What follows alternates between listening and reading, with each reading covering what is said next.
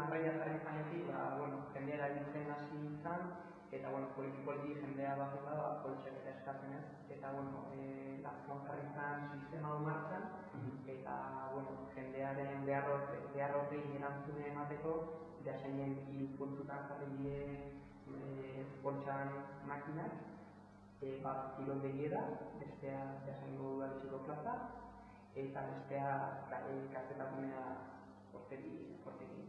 Esan behar da, poltsak 10 astetik behin emateko aukera daukela txartel honen bidez makina honek, poltsak debalde die, ez dago ordaindu beharrik, eta esan behar da, momentu honetan Beasainen 2.300 famili baino gehiago dira edukiontzi marroia erabiltzen. Makina honen bitartez, hasitako lortzen dutena da, jendeak ikustea zenbat jendeak jasotzen dituen poltsak, gero esan behar da, edozein puntutan eskuratzeko aukera dagoela, bakoitzik ez duela bere hauson jaso beharrik poltsak, baizik eta txartel honen 3 puntutan baliogarria dela.